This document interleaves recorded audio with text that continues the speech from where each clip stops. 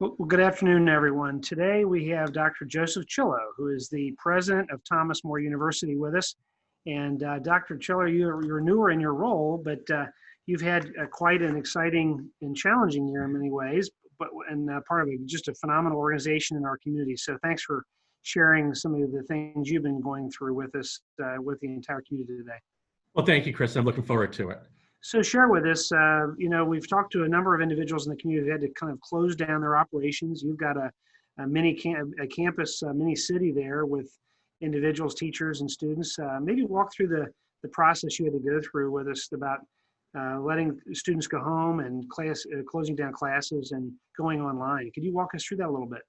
Certainly, Chris. I think, first and foremost, it was always about the health and safety of our community. And we have a rich and diverse community here at Thomas More University. And so as we began to look at the effects of COVID-19, we were tracking this very early on at the middle to late part of February, as different parts of the United States began to report out what they were seeing and certainly the effects of COVID-19.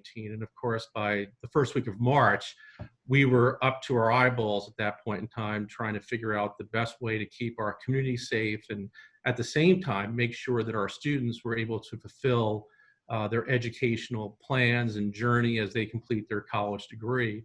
And we were lucky in a lot of ways because I think that planning process that we engaged in very early on in March, at the end of February, with our board of trustees and with select members of our university community, really helped us to have a successful spring semester. Within a span of 3 days, we moved over 500 courses online. We moved all of our library services, student services, all online.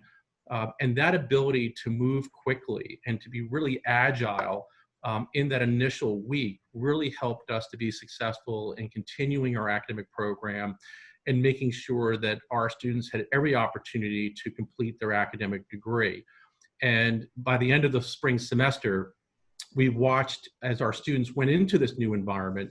And as I said a little bit earlier, for most of our students, they prefer and certainly prefer to have the in-person experience that a college education has to afford. But certainly that was not going to take place given the effects of COVID-19. Organizationally, we planned in terms of how we could best serve our students. Certainly as we looked at the CARES Act and the ability to help facilitate funding to our students who have been affected by COVID-19, that gave us the ability to make sure that we were not just addressing the academic component that our students were experiencing, but also what was the best way that we could help serve the financial needs of our students. Even to the point for every federal work-study student, we continue to keep them on payroll to ensure that they had the financial resources that they would help be successful, knowing that the world around them was stopping. So, and even prior to COVID-19, I mean, a small university like Thomas More has always had unique challenges, right? Now you're walking into this time frame that's unprecedented.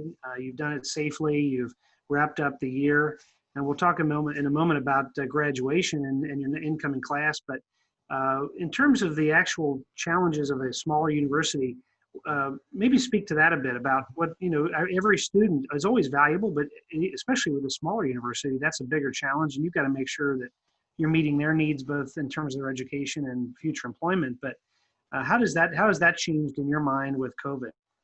Yeah, I think the biggest change, of course, as you're looking at the university from a business model standpoint, in many ways, we are a small enterprise. And so when you look at Thomas More University, we're a $40 million annual enterprise here in Northern Kentucky. And so we have lots of impact within the local communities and certainly where our students are coming in from, where our faculty are living, certainly where our staff are living as well.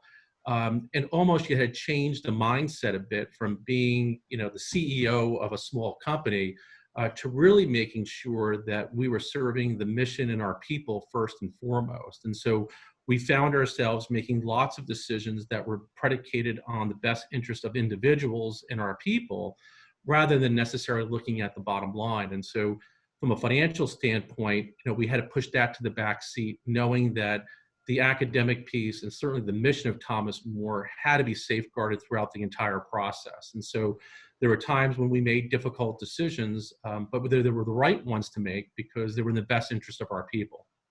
Well, and obviously you guys have always done a great job of that and being agile to do that. And a lot of the foundation of what is in Kenton County, Northern Kentucky, is rooted in Villa Madonna and the Thomas More mission, especially as a faith-based organization. So we appreciate that. And as you come out of this, I'm hoping the news is good in terms of enrollment, and maybe those you can't do university visits right now as normally you would be. How are you dealing with that? And is the news good? Is it bad? What are you seeing? Oh, we're very fortunate.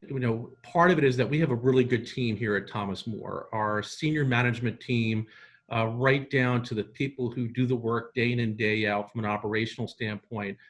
We have a very talented workforce here, and I think it speaks well to the work ethic and certainly dedication of folks that we have here in Northern Kentucky. Mm-hmm. And first and foremost, our enrollment team has done a great job navigating through this uncertainty.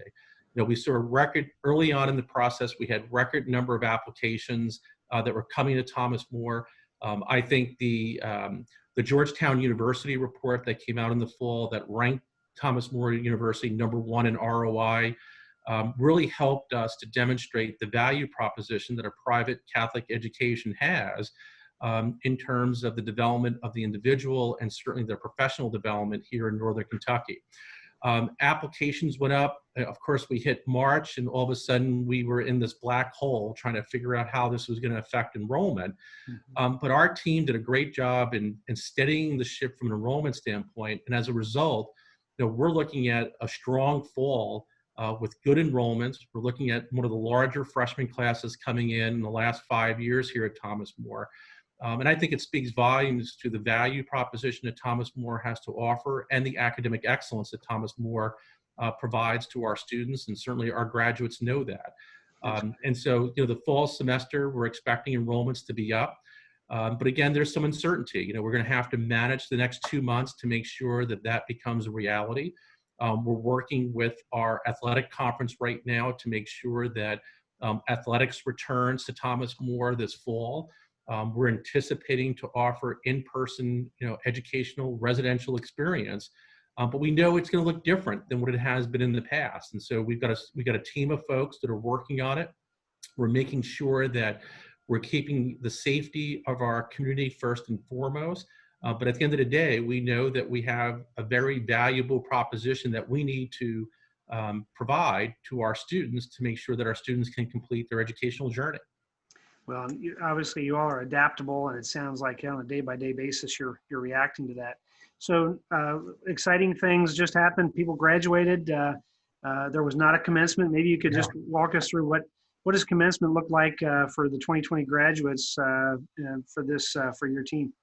We know that for every student, and I know this happens at the high school level, at the college level, commencement is an important life-changing moment, not just for the individual, but for the family as well. And so we took the important step, making sure that we could provide a commencement to our graduates to recognize that life achievement. And so we're planning to hold commencement on August 14th for the graduating class of 2020. And at the same time, it's the same weekend as we're doing commencement on Friday. That weekend, Saturday, we will begin to welcome the entering class to Thomas More as well. So we see that as a natural transition, the handing of the torch, as I say, from our graduates to our new students. We're continuing to monitor COVID-19 to make sure that we take all the necessary precautions.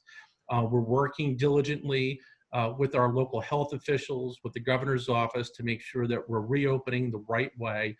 And maintaining the safety and the health of all of our folks that are here at Thomas More, as well as our new students coming in.